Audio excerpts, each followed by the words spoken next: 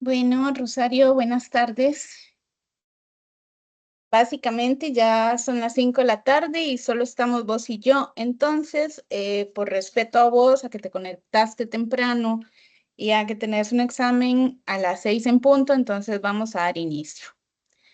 Mi nombre es Carolina Quiroz y yo soy la tutora que diseñó la asignatura para este cuatrimestre, Desarrollo Humano de 0 a 21 años desde la neurodiversidad. Para empezar, quisiera que me cuentes cómo ha sido tu experiencia hasta ahora. ¿Te ha gustado lo que has estado leyendo? ¿Tienes alguna duda concreta? Bueno, realmente que a mí me ha fascinado porque cuando empecé a leer el libro no lo podía dejar de leer porque tengo dos hijos. Entonces me sentí bastante culpable porque yo deseaba que ellos pensaran como adultos. Y muchas veces uno como mamá los regaña y no, no entiende que están en su nivel. Ujú. Entonces, me ha ayudado bastante en eso y me gustó también otra parte, estoy tratando de hacer el esquema y todo va a dar al mismo centro, digamos. Entonces, y aunque yo quería decir, ¿verdad? Bueno, este desarrollo es como dice el libro, es multidimensional, es como algo, es algo tan complejo, pero como engranado uno con otro, así para formar un todo, ¿verdad? Entonces, realmente es Sí. una materia muy bonita, las tareas me han gustado bastante porque no son fáciles, entonces es un reto para uno de Ajá. investigar, leer, subrayar, llevar otro cuaderno aparte, entonces es algo muy bonito. Bueno, qué dicha que te está gustando hasta el momento la asignatura, el planteamiento del tema. Como mamá, es muy común que te sientas en ocasiones como culpable, ¿verdad? Cuando hay desconocimiento y uno comete errores, de pronto uno dice, ay, si hubiera sabido esto antes, si lo hubiera entendido antes, si lo hubiera hecho diferente. Pero es importante que no olvides que estás haciendo lo mejor que puedes con la información que tienes y que puedes ser la mejor experta del mundo y aún así cometer errores. Entonces, por ese lado, ¿verdad? Como una pequeña motivación a, ok, no te sientas mal, estás, estás haciéndolo bien, ¿de Sí, acuerdo? es que cuando uno es mamá, bueno, yo me recuerdo, mi primer hijo tiene 10 años y yo tenía impresos los hitos del desarrollo de una página que había ahí. Y yo decía, sí, lo cumplió, no lo cumplió. Entonces, pero yo siento que estudiar le ayuda a uno igual, ¿verdad? Y yo ahora igual, ¿verdad? Digo yo, si hubiera sabido esto, tal vez no lo hubiera dejado, digamos, ver algún tipo de película o algo para ir respetando su desarrollo en el que está. Sí, Sí. pero bueno, ahí vas poquito a poco. Muy bien. Lo primero que necesitamos entender es todo este tema relacionado con la maduración cerebral. Y sobre eso lo que necesitamos tener muy claro es que el cerebro pasa por grandes transformaciones durante todo el ciclo, ¿verdad? Desde el momento en que somos concebidos hasta el momento en el que morimos, el cerebro está en una transformación constante. Pero la etapa prenatal y la primera infancia, este desarrollo es como flash, ¿verdad? Realmente el desarrollo va a una velocidad impresionante. Y todo esto es el resultado de una interacción armoniosa entre lo que es la genética, o sea, cosas que ya nosotros desde que estamos en el desarrollo fetal vamos adquiriendo, pero también con las experiencias que se van dando en el entorno. Por eso es que, por ejemplo, un niño o una niña puede venir con un desarrollo óptimo y de pronto mamá puede tener un accidente o a mamá se le puede subir la presión o puede pasar por una situación sumamente angustiante durante el embarazo y todo esto puede generar cambios a nivel de el desarrollo del cerebro del feto, ¿verdad? Entonces, esto es importante que lo tomemos en cuenta porque muchas veces también nuevamente se entra en el tema de la culpabilidad de si yo hubiera hecho X o hubiera hecho Y mientras estaba embarazada o antes de embarazarme o recién di a luz y no necesariamente podemos controlar el ambiente en el que estamos. Y este ambiente de una u otra forma va a influir en cómo el ser humano se vaya desarrollando. Las experiencias en estas etapas iniciales ejercen gran influencia, ¿verdad? En la estructura, pero también en la forma en que funciona el cerebro. Y esto se refleja en la calidad tanto de habilidades sensoriales, emocionales, intelectuales, físicas y morales de cada persona. O sea, abarca todo el espectro de qué somos como seres humanos y cómo nos vamos a relacionar a futuro. También es importante que entendamos que el cerebro se ve de alguna forma modificado por experiencias traumáticas. Entonces, por ejemplo, hay trastornos psicológicos como el trastorno de estrés postraumático que modifican el cerebro y hacen que la persona se vaya comportando frente a los estímulos de formas diversas y de pronto la gente puede decir, pero ¿por qué no cambia? ¿O por qué no hace tal cosa? ¿O por qué reacciona de tal forma?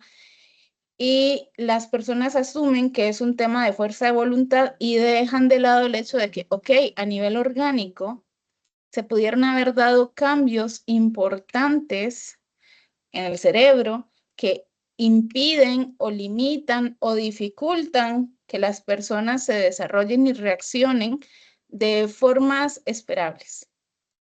Entonces, eso es importante que lo tengamos claro.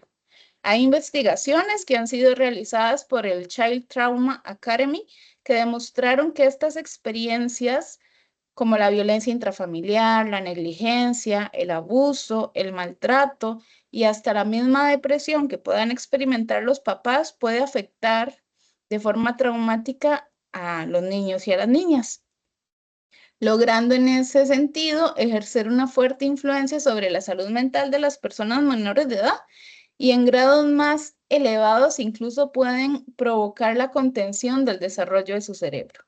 ¿Qué significa eso? Que el cerebro no se va a desarrollar a la misma velocidad o de la misma forma que los cerebros de otras personas. Otras investigaciones también han señalado que hay experiencias físicas, sociales, emocionales, cognitivas y sensoriales a las cuales están expuestos tanto niños como niñas que son críticas para la organización neurológica del sistema nervioso y para que el desarrollo del cerebro se dé de forma óptima. En ese sentido, entonces, papás, educadores, psicólogos, asistentes sociales y toda persona que llegue a convivir con los niños y las niñas tiene una enorme responsabilidad y puede influir directamente sobre cómo se desarrolla el cerebro de esa persona menor de edad. Si nosotros logramos conocer cómo se da este proceso de desarrollo cerebral en la infancia, podemos estimularlo y podemos colaborarle a los niños para que ellos puedan de alguna forma aumentar sus capacidades de desarrollo cerebral. En ese sentido, hay una teoría que se llama la teoría polivagal. Esto no lo vamos a ver en los libros de texto que estamos estudiando porque no forma como parte del currículum, pero es importante que entendamos que la primera cosa que un ser humano necesita para poder aprender es sentirse seguro. Por ejemplo, si vos estás creciendo en un ambiente en el que la violencia es diaria, en la que de pronto en tu barrio hay drogadicción, hay pandillas, las patrullas entran a diario, en cualquier momento a alguien lo pueden matar, vos estarías más enfocada en sobrevivir o en estudiar. En sobrevivir. En sobrevivir, exacto. El cerebro del ser humano y en general de los seres vivos tienen una única y exclusiva función que es mantenernos vivos. Eso es lo que va a buscar. A toda costa, el cerebro va a buscar mantenerte vivo.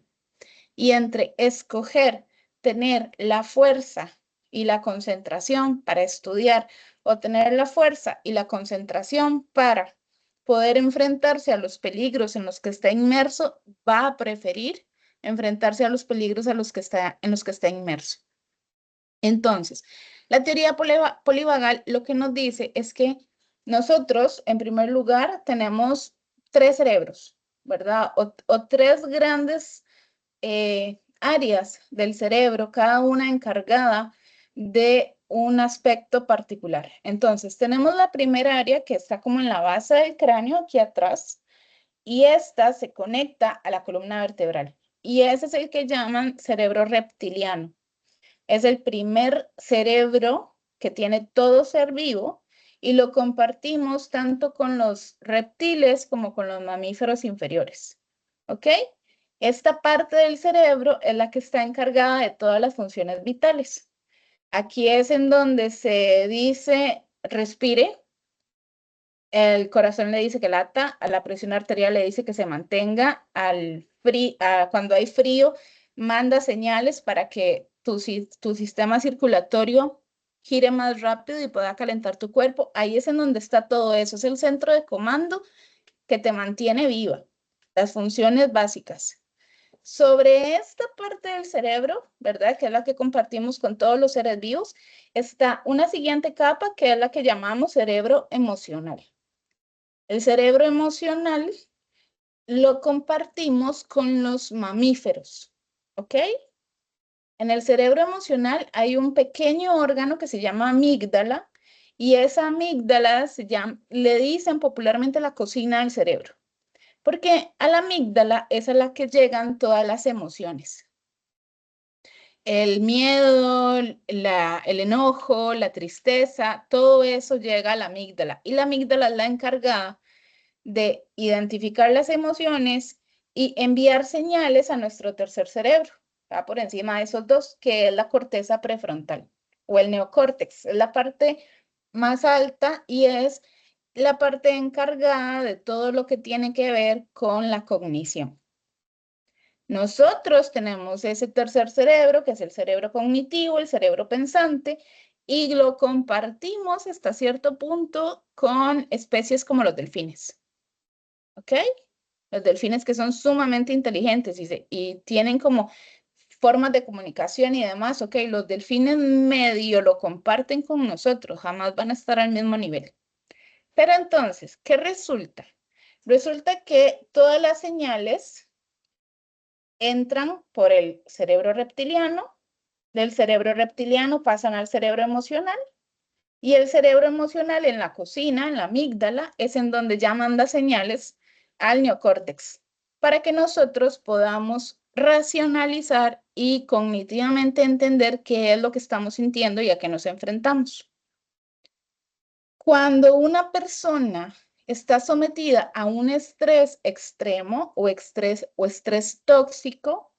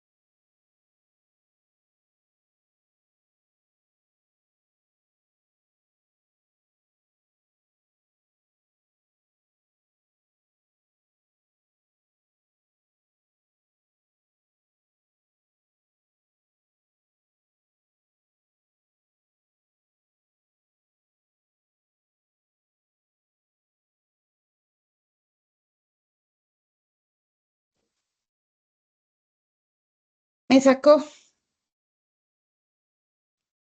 Bueno, perdón, me aquí sacó, está. sí. Estaba preocupada de que te hubiera sido, de hecho. Ah, bueno, aquí es. Ok, dame un segundo, por favor. Yo no sé qué está pasando hoy. Me lo hizo ahora, antes de entrar a la reunión, me sacó. Lo Ah, que, lo que creo es que esto dejó de grabar también. No, creo que sí está grabando. Ok, muy bien. Entonces, estábamos en que cuando una persona está sometida a un gran nivel de estrés o un nivel tóxico, una situación traumática o algo así, hay un problema porque la información llega a tu cerebro emocional, pero no sube a al córtex. No logra subir a que vos puedas cognitivamente definir qué es lo que hay que hacer. Como nuestro cerebro está diseñado para mantenernos a salvo, en el momento en el que llega la señal al cerebro emocional, se devuelve inmediatamente al cerebro reptiliano y dice, ok, no, estamos en una situación de terrible riesgo, ¿qué vamos a hacer? Y aquí es en donde se activan los tres mecanismos de defensa. Podemos huir, ¿verdad? Nos vamos, nos escapamos, podemos luchar o nos podemos congelar. Muy bien. profe, Ajá. ahorita que usted está diciendo eso, a mí me pasó algo cuando yo empecé este cuatrimestre. Bueno, es primera vez que estudio en la universidad, hace años que estudié, pero ahora otra vez. Entonces me pasó exactamente eso, que a mí me daba un estrés y yo decía, ¿cómo no me puedo recordar las palabras? No, entraba a Word y quería escribir y estaba bloqueada completamente y un gran sueño. Sueño profundo, yo quería dormir y yo decía, tengo tanto que hacer, no puedo, y me daban hasta ganas de llorar porque de verdad esa teoría es, pero muy real, se bloquea la mente completamente. Exacto, porque en ese momento de extremo estrés, lo único que busca tu cerebro es mantenerte viva. Ahora, resulta que del cerebro reptiliano que tenemos aquí baja un nervio que es muy largo, que se llama el nervio vago. Por eso es que se llama la teoría polivagal, porque viene de ese nervio, el nervio vago. Este nervio vago tiene una bifurcación en donde una parte más primitiva de este nervio baja hacia nuestras entrañas, intestinos, estómago, hígado, etcétera, ¿verdad? No sé si alguna vez has escuchado que dicen que en el intestino tenemos el segundo cerebro. Sí, y cuando uno, digamos, va en un carro y siente que va a chocar o algo, le duele el estómago, hay como una sensación, una reacción ahí. Hay una reacción fisiológica, exacto. Entonces, esta línea, por decirlo de alguna forma, del nervio que es más larga, al ser una línea tan primitiva, ¿verdad? Porque la tenemos desde mucho antes de ser monitos, no está mielinizada. La mielina es una gelatina que recubre los nervios y que de alguna forma hace que los impulsos nerviosos sean más rápidos y que lleguen más rápido al cerebro. ¿Ok? Como no está mielinizada, los impulsos llegan lento y retornan lento también. Entonces no hay como mucho espacio para que vos decidas en fracciones de segundo pararte y decir, ok, no, realmente no estoy en riesgo. ¿Por qué? Porque ya tu cerebro lo interpretó como riesgo potencial. Riesgo extremo es corra, pelee o paralícese. La segunda parte de este nervio viaja hasta nuestro corazón y a los músculos de nuestra cara. La pauta o el primer mecanismo de seguridad que tiene el ser humano es el rostro, es lo primero.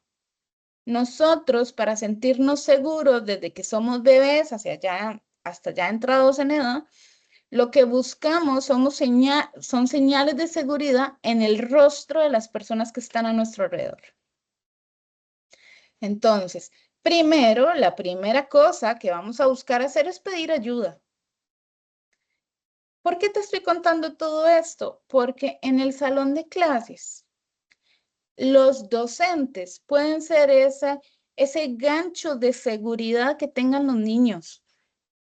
Entender que muchas veces los niños pueden activar sensaciones de riesgo inminente porque están viviendo eventos traumáticos en casa y entonces pueden escapar, pueden pelear, pueden paralizarse, o sea, se pierden en el espacio y uno dice, pero ese chiquito está en las nubes todo el tiempo. Está ahí sentado, está callado, está poniendo atención, entre comillas, pero llegado el momento del examen no sabe nada, no se acuerda de nada y es porque en realidad no estaba. ¿Ok? Estaba separado de la realidad porque estaba en un estado de necesito protegerme. Ustedes como docentes, lo que muestren con su rostro puede ser esa señal de seguridad que los niños tengan para en el entorno académico o poder pedir ayuda o sentirse lo suficientemente tranquilos para poder conectar con la materia. Y esto es algo total y absolutamente fisiológico. Nosotros no le podemos decir a nuestro cerebro que pase la información de la amígdala al neocórtex. No le podemos decir eso. Tampoco le podemos decir que de la amígdala devuelva la información al cerebro reptiliano. Son cosas que pasan en automático.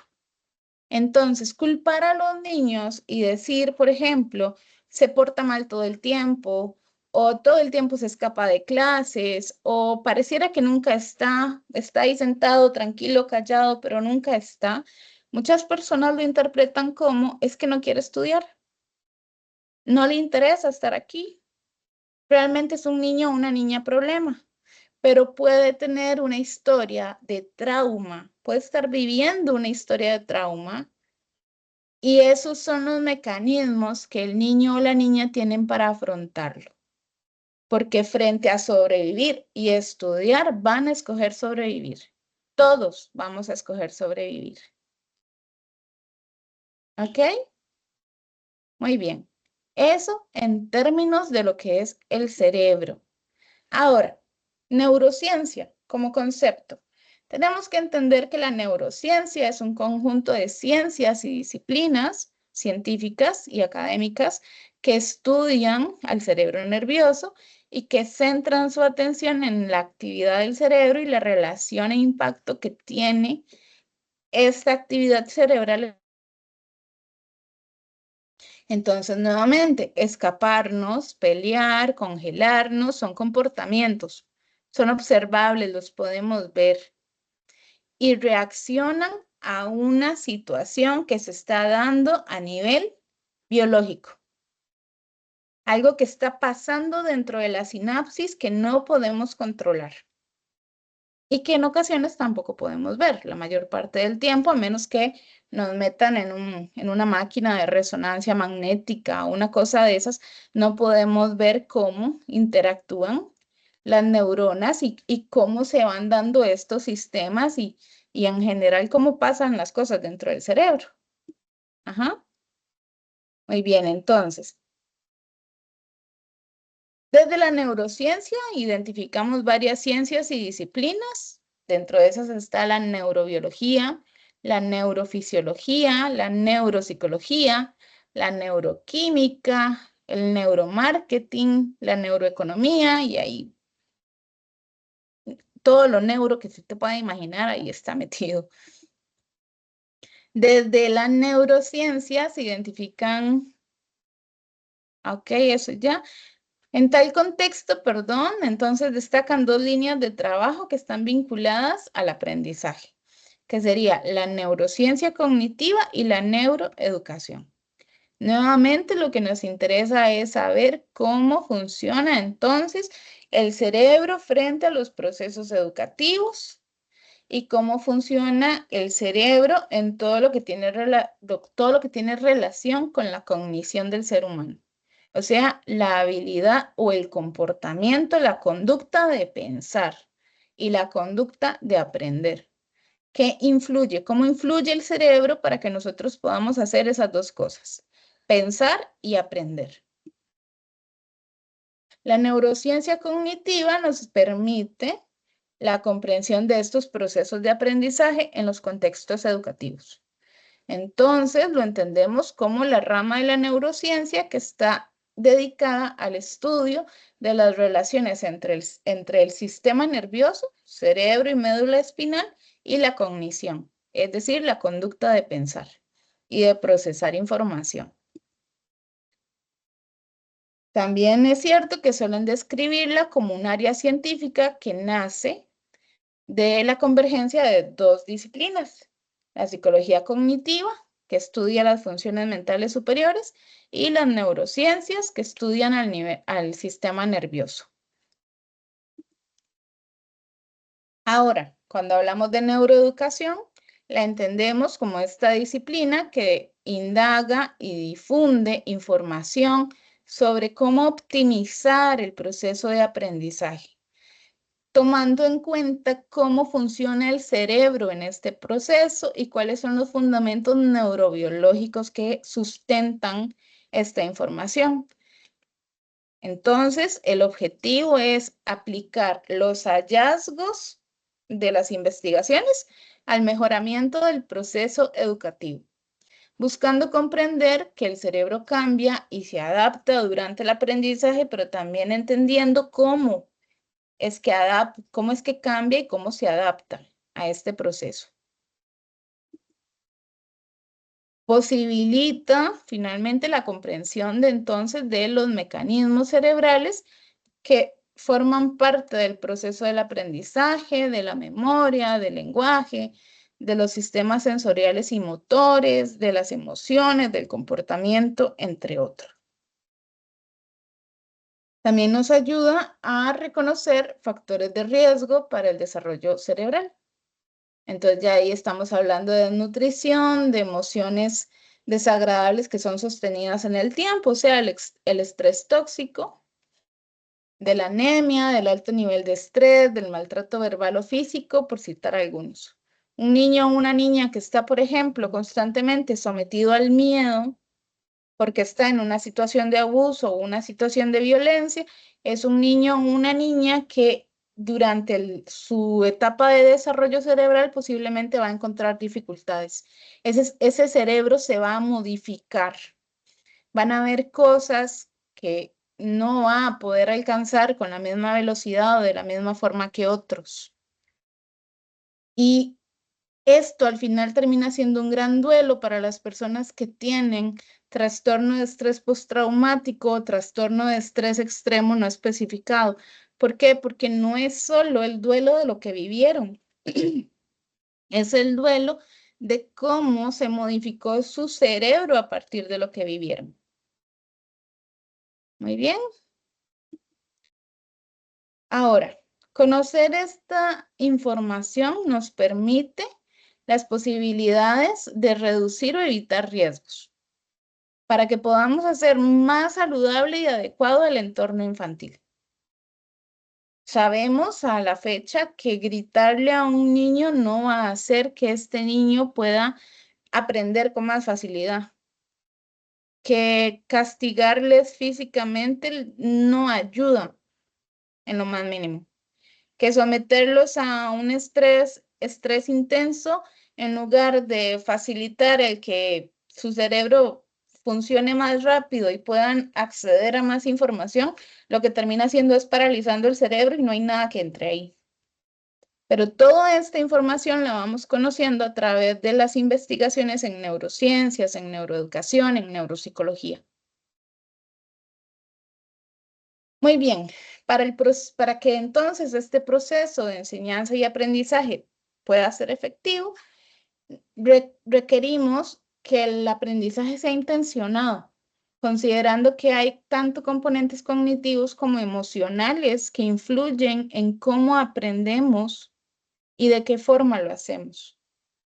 Entonces, un docente, una docente que busque conectar emocionalmente con sus estudiantes va a lograr que los chicos y las chicas tengan más motivación y se sientan más conectados tanto con el estudio como con el profesor o la profesora. Es muy diferente a que si el profesor es frío, si el profe es distante, si demuestra que no le importa realmente las cosas que están viviendo los niños y las niñas o las personas adolescentes.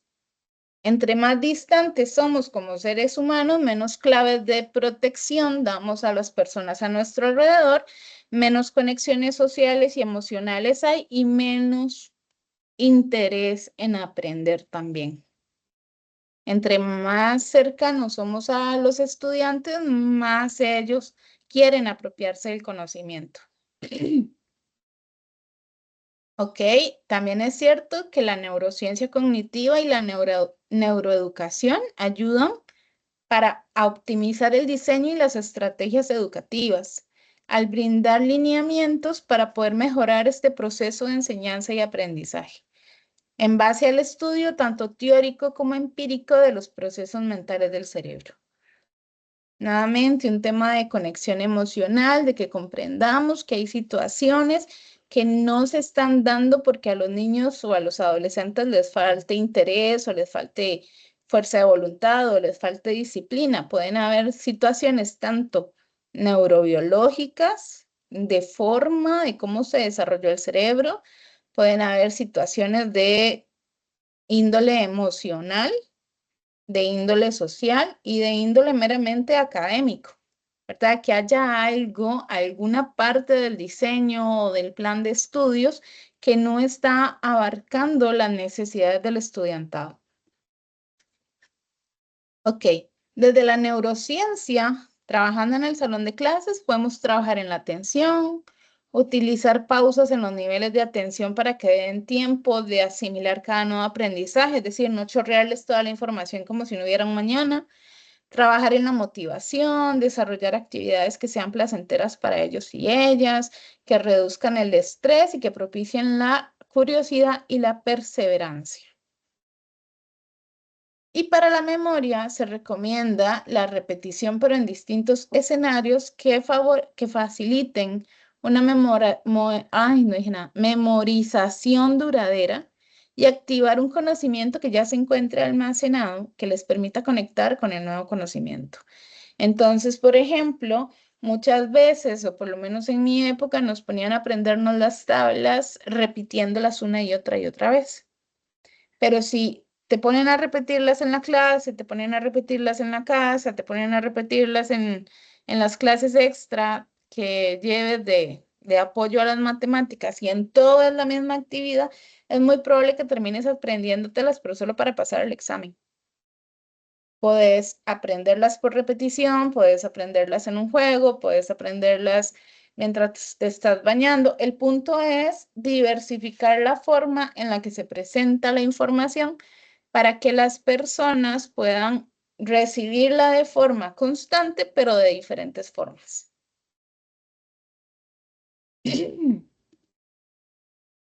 Muy bien, ahora pasamos al tema de las teorías del desarrollo. El estudio del desarrollo humano se viene implementando desde una perspectiva multidisciplinaria.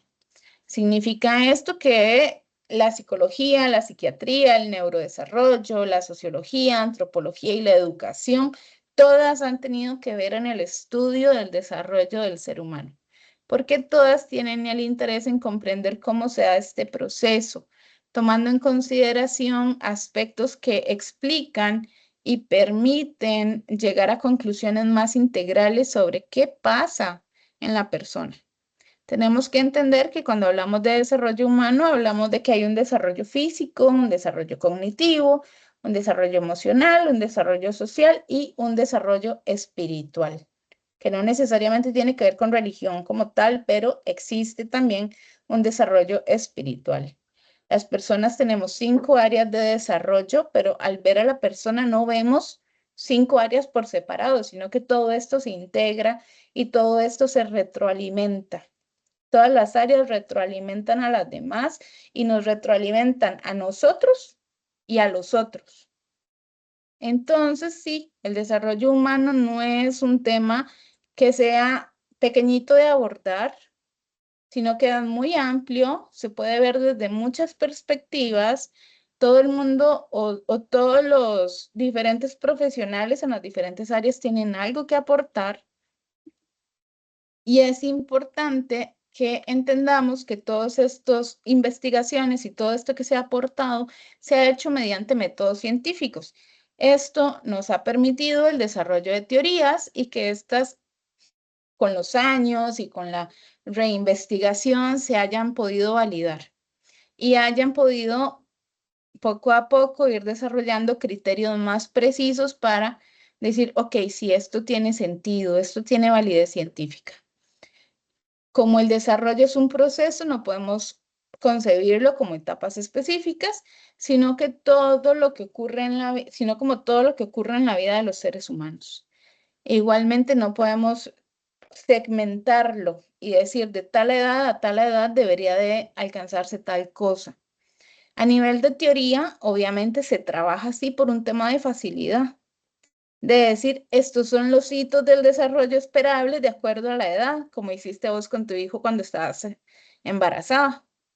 Esto es lo que esperaríamos que de acuerdo a la edad de esta persona ya haya alcanzado, pero no necesariamente es algo inamovible, porque como seres humanos somos cambiantes y hay demasiados factores que intervienen. Este proceso está mediado por diversos factores, como venía diciendo. Algunos de ellos son internos al individuo y otros externos. Y estos factores responden a una lógica práctica para explicarlos, porque el desarrollo es un proceso integral. Nosotros dividimos en áreas simple y sencillamente para que sea más fácil comprender qué es lo que está pasando o debería de pasar o se espera que pase en un área particular o específica. ¿Ok? Entonces, partiendo de estas clasificaciones, se puede explicar así los factores internos y externos. Que los internos tienen relación con la herencia, que son estas características que vienen de papá y mamá, genes, cromosomas, etcétera, y la maduración, que es esta secuencia de cambios físicos y del comportamiento que se va dando a lo largo de la vida. Esos son los factores internos que influyen en el desarrollo del ser humano. Herencia, maduración. Y cuando hablamos de los externos, estamos hablando ya de un tema más ambiental. Este tema ambiental puede ser nuevamente tanto interno como externo. El interno hace referencia a las condiciones que tiene el feto en el útero de la madre y también pueden, por su parte, las influencias del ambiente pueden ser heredadas o no, pero inciden de forma directa en el desarrollo. Muy bien. Otro factor externo es el contexto social, donde cada niño o niña nace, este contexto puede presentar características particulares que influyen en el desarrollo de los niños. Costa Rica es un país muy pequeño, pero por ejemplo, en países como la India, en países como Pakistán, en países así grandes, dependiendo de la ciudad en la que nazcas, puedes desarrollar muy diversas características por el clima, por la cultura, por la alimentación, por el acceso a servicios de salud, etc. Entonces, también se incluyen aspectos como valores, formas de crianza, expectativas y creencias. Eso es más ajustado a lo que pasa en Costa Rica. Ok, es un país muy pequeño, pero por ejemplo, en, en Cartago le dicen o tienen ciertos nombres particulares para nombrar algunas cosas y en San José tienen una forma totalmente distinta de hacerlo y en Punta Arenas es otra. Y todos estamos en el mismo país y es un país muy pequeño, ¿ok? Porque los valores y las formas de crianza y las creencias, y etcétera, tienen mucho que ver e influyen mucho de una sociedad a otra. Otro factor externo es la familia. Es el principal recurso para el cuidado y la atención de los niños y las niñas e influye en el desarrollo en cuanto enseña hábitos, normas, roles y diversos aspectos de la cultura misma. Después tenemos ya lo que son las teorías del desarrollo. La de Freud, no voy a entrarle mucho a esa porque está más que desactualizada, sin embargo, todavía pues se menciona como que es parte de la historia de la psicología y de la historia del desarrollo humano, pero está súper desactualizada. Freud plantea que la personalidad se forma a través de tres sistemas: el yo, el superyo y el ello. El yo es como el mediador, por decirlo de alguna forma, entre los impulsos y deseos primitivos del ser humano y las normativas sociales y morales del ser humano. Entonces, él dice eso: tenemos un yo que es el que media, tenemos un super yo que es más social dentro de las normas y las reglas, y un ello que es de todos estos instintos primitivos que tenemos y que traemos desde el momento en el que nacemos. Por su parte, después tenemos a Bowlby y la teoría del apego. Esta teoría sí está todavía muy bien cimentada, y uno de sus principales aportes se orienta a comprender estas relaciones que se dan entre hijos, hijas y sus progenitores, o con aquellas figuras que ofrecen atención en las primeras etapas de la vida de las personas. Esta relación es conocida como apego, y la teoría desarrollada por Bowlby explica diferentes aspectos que se vinculan con el apego y los resultados en la población infantil cuando dicha condición no se produce de la manera más adecuada. Acá tenemos que tener cuidado porque, por ejemplo, andan mucho TikTok y mucho reel de Instagram y Facebook que llegan y dicen: es que yo tengo un apego inseguro. Y entonces por eso me comporto de X y Y y Z forma. Ya no, es que yo tengo apego evitativo y entonces por eso hago las cosas de esta otra forma. Yo tengo apego seguro y entonces las hago así. Ok, eso no es tan tajante como lo hacen creer en los TikToks y en los Reels de Instagram, y como algunos profesionales desactualizados lo dicen. Pero lo que sí tiene validez es que Bowlby nos dice que a través del apego y de la conexión que establecemos con otros seres humanos, vamos aprendiendo y entendiendo las claves de un mundo seguro. Y aquí volvemos a la teoría polivagal. El primer contacto que tiene un ser humano es con su madre normalmente, o con su cuidador, esa persona que lo alimenta, que sacia sus necesidades fisiológicas y emocionales. Y el niño o la niña va creciendo en un ambiente en el que entiende que frente a la necesidad va a haber alguien que le acompañe o que le ayude. Pero un niño o una niña que crece en un ambiente de violencia o que crece en un ambiente de desprotección no va a aprender esas claves de seguridad. Y por lo tanto, en el momento en el que esté en otras áreas, como por ejemplo en el kinder o en la escuela, le va a ser muy difícil conectar con otras personas y se puede mostrar tímido y temeroso, o retraído o desconfiado. Pero aquí la gran diferencia es que los reels de TikTok y todos esos dicen así: yo me crié así y nunca más voy a cambiar. No, eso no es cierto. Yo puedo haber crecido en un ambiente de desprotección, haber desarrollado señales de ambivalencia o señales de inseguridad frente a las relaciones con otras personas, pero puedo aprender a relacionarme de forma diferente con los otros.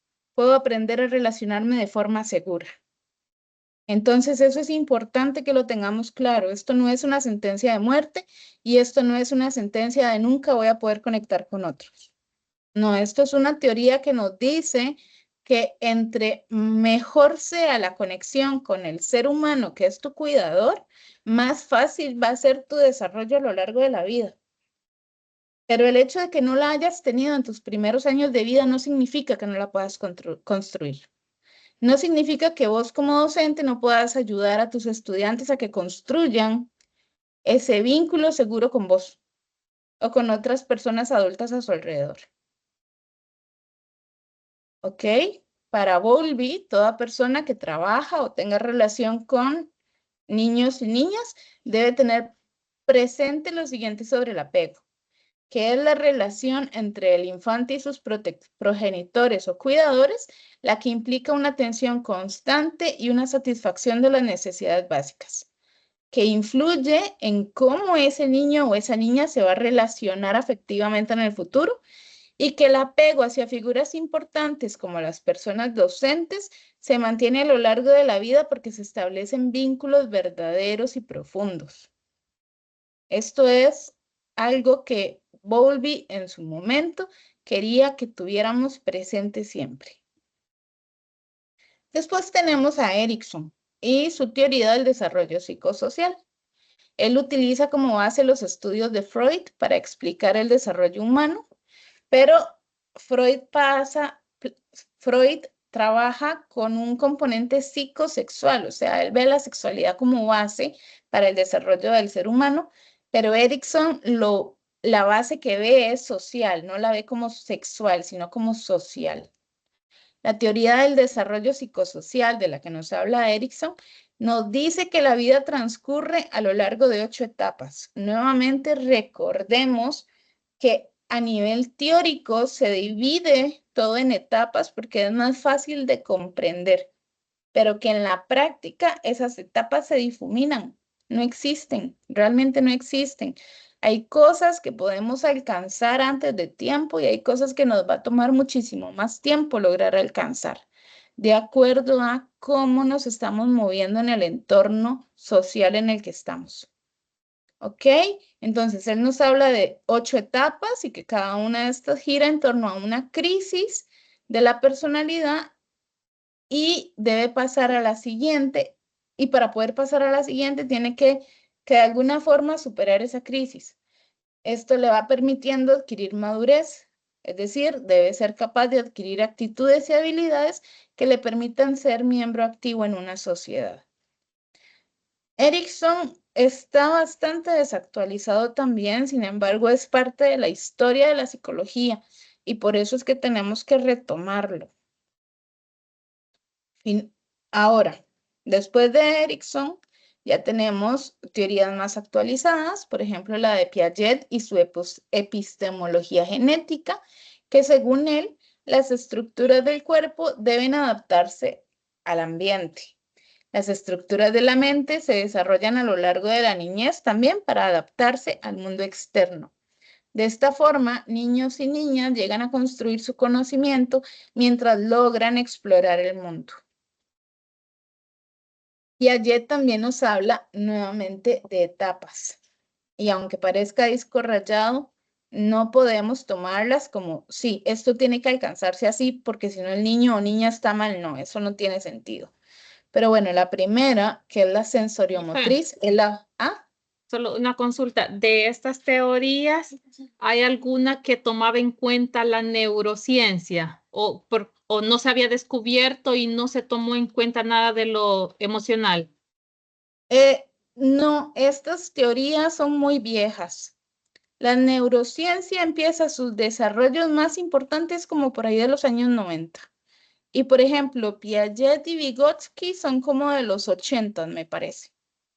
Ya habían estudios, ya se estaba empezando a estudiar todo el tema de la neurociencia, pero todavía no se había aplicado con tanta fuerza a la psicología o a la educación. Ah, bueno, ninguna de esas teorías antiguas se basan en la No, neurociencia ni nada. no, es un tema totalmente aparte. Igual uno siempre puede como encontrarle ciertos elementos, ¿verdad? Y vos misma puedes como ir hilando ciertas cosas, pero así como que ellos dijeran específicamente, esto tiene que ver con neurociencia, no, no lo hacen. ¿Ok? Bueno, entonces, Piaget nos dice, estoy tratando de correr para que puedas ver toda la presentación, porque en realidad esta es pequeñita. Piaget nos dice, ok, que esta etapa sensoriomotriz va del nacimiento hasta los 2 años y durante este periodo todo gira en torno a las sensaciones y a la motricidad del niño o la niña. Todo gira en torno a eso, ¿verdad? ¿A qué puede hacer el niño o la niña con su cuerpo y con sus sensaciones corporales? Luego de esta etapa, él propone la etapa preoperacional, que va de los 2 años a los 7. aquí él habla de un sistema de representaciones utilizando un sistema más simbólico. Entonces, hay lenguaje y juego imaginativo y el pensamiento está muy marcado por el egocentrismo. Cuando hablamos de egocentrismo, tenemos que entender que se le ha dado como muy mala fama a esta palabra. Sin embargo, el egocentrismo implica que el niño o la niña no puede separarse de los demás. Y entonces, si el chiquito o la chiquita se siente feliz, cree que a su alrededor todo el mundo está feliz, porque no logra entender que él o ella es un ser individual que tiene sus emociones, que tiene sus dolencias, que tiene sus preocupaciones. Lo ve como todas las personas somos lo mismo.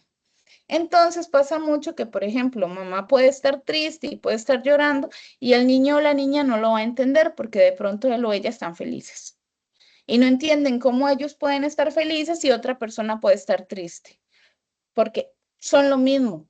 En su mente, en su desarrollo, son lo mismo. Si yo siento dolor, mi mamá siente dolor. Si yo siento alegría, mi mamá siente alegría. No hay forma de que yo los vea como dos seres individuales, los veo pegaditos. Uno tiene que sentir lo mismo que el otro. A eso es a lo que se refiere con el egocentrismo. Por eso es que tenemos que tener mucho cuidado al utilizar estos términos, porque en realidad no tiene nada de malo.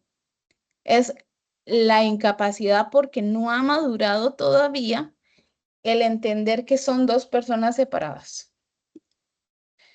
Después de esto tenemos la etapa de las operaciones concretas. Acá va de los 7 a los 11 años aproximadamente.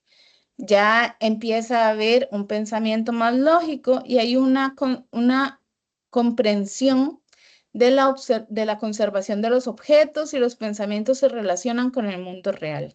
Entonces, por ejemplo, en niños pequeños, cuando juegan esto de no estoy, sí estoy, no estoy, sí estoy, ¿verdad? Si el niño no puede ver tu rostro, cree que ya no existes. Si escondes una pelota detrás tuyo, la pelota ya no existe, ya no está en este mundo, porque solo pueden ver como real lo que pueden percibir con su mirada.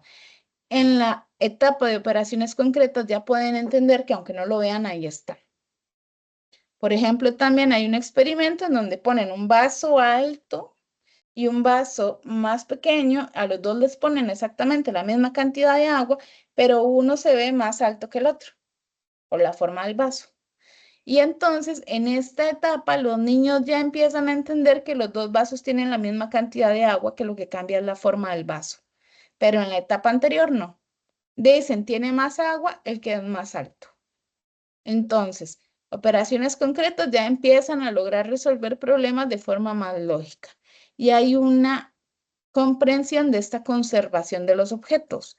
Los objetos siguen existiendo aunque yo no los vea y aunque tengan una forma diferente de la original, siguen siendo lo mismo. Lo mismo, eso se hace otro experimento también con plasticina. Entonces, la misma cantidad de plasticina, una hecha bolita y la otra hecha como un gusanito. Entonces, ellos igual no entienden que es la misma cantidad, solo que de forma diferente en la etapa anterior y en esta ya lo comprenden. Finalmente tenemos la etapa de operaciones formales. Aquí estamos hablando que es una etapa que inicia aproximadamente a los 11 años y que ya nos alcanza a nosotros. Todos nosotros, personas adultas, estamos en esta etapa de operaciones formales. Aquí se desarrolla el pensamiento abstracto y el razonamiento hipotético. Entonces ya podemos pensar y entender conceptos como la muerte, como la verdad, como la justicia, como los valores. Ya podemos comprender esos conceptos que siendo niños no lográbamos entenderlos. Y el razonamiento hipotético es que podemos empezar a hacer inferencias e hipótesis sobre cómo podría resultar X o Y situación de acuerdo a cómo yo actúe o a lo que suceda. Finalmente, ya para cerrar, tenemos a Vygotsky. Y Vygotsky centra su atención en aspectos más socioculturales que biológicos. Él lo que dice es que la psicología le permite conocer concibiendo al ser humano como un constructor de su propio entorno.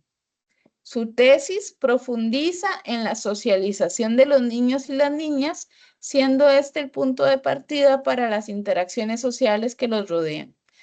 Piaget pensaba mucho a nivel cognitivo. ¿Qué alcanza el niño solo, sin ningún tipo de intervención externa?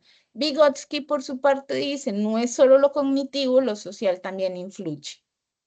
Entonces, en este momento, a mi juicio, la teoría del desarrollo más aceptable es la de Vygotsky, porque toma en cuenta tanto lo fisiológico y lo biológico como lo social del entorno en el que el niño o la niña se está interactuando. Nos habla de una zona de desarrollo próximo, donde yo puedo alcanzar ciertas cosas con la ayuda o el acompañamiento de una persona más entrenada que yo. Entonces, Piaget no lo consideraba. Él decía, no, es que al niño le toca avanzar solo. Vygotsky lo que decía, no, es que si viene un compañero más hábil, un profesor, una mamá que les ayuda, pueden alcanzar con más rapidez las metas. Y eso es la zona de desarrollo próximo. Esa área gris, por decirlo de alguna forma, entre lo que ya alcancé y puedo alcanzar. Y en esa área gris metemos a alguien que ya lo haya conseguido y puede ayudar a acelerarle a ese niño o a esa niña o a ese adolescente que lo logre más rápido. Incluso con nosotros mismos como adultos. Todos tenemos una zona de desarrollo próximo entre lo que estamos logrando y lo que podemos conseguir. Por ejemplo, imaginemos que estamos... ay, Dios mío, otra vez.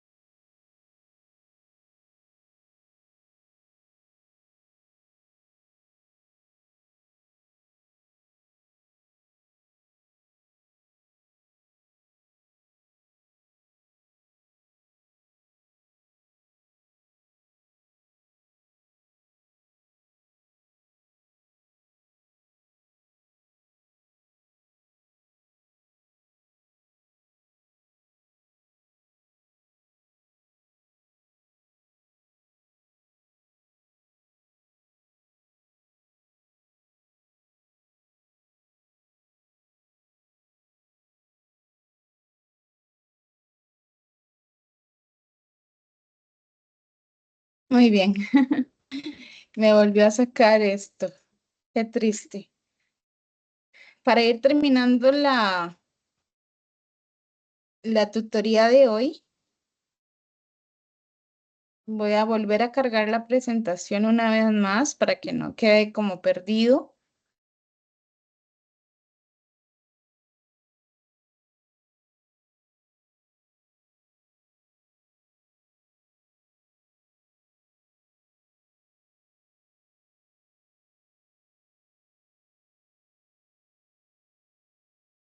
Muy bien, estábamos entonces en lo relacionado con Vygotsky.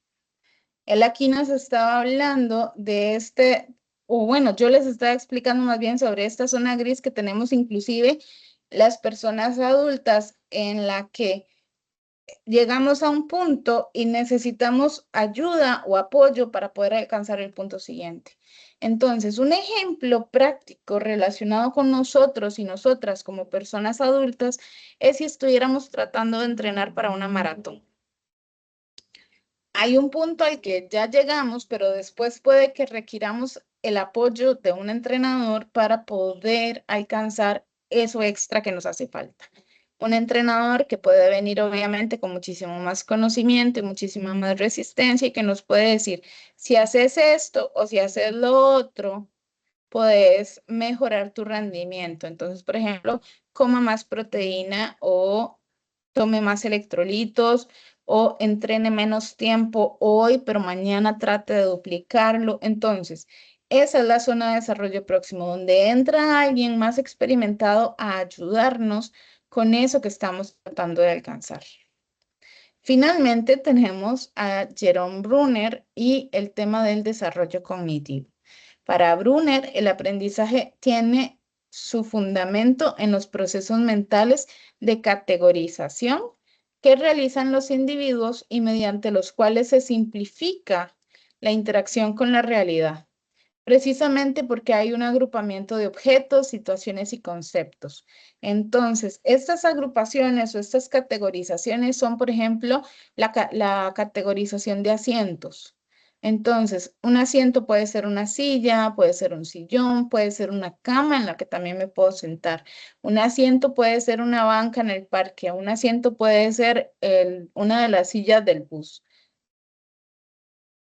Cada objeto tiene una serie de cualidades que van desde lo físico hasta aquellas más asociadas a su funcionamiento. Toda esta información es necesario ordenarla a partir de esquemas y organizar en función de dichos objetos. A este proceso se lo conoce como categorización. Entonces, por ejemplo, también tenemos la categorización de animales y dentro de esta categorización de animales tenemos a los mamíferos, a los reptiles, a los acuáticos, a los... no sé cuáles otros hay, la verdad. O una categorización del universo, donde tenemos los planetas, las estrellas, los asteroides, las supernovas y las no sé qué más. Esos son categorizaciones. Y esta es la última teoría del desarrollo que tenemos para ver el día de hoy. En la próxima sesión vamos a ver un poco sobre el desarrollo de la población adolescente y cuáles son los retos a los que los y las adolescentes se enfrentan en esta época actual y en general. Muy bien, me disculpo por las situaciones de conectividad. Nunca me había pasado, es la primera vez. Espero que todo haya quedado grabado. Espero yo que sí, que haya quedado grabado. Y bueno, nos estaríamos viendo en la siguiente tutoría. Un gusto haber podido compartir con la compañera que tuvo que retirarse y espero que esta información sea de utilidad para todos y todas.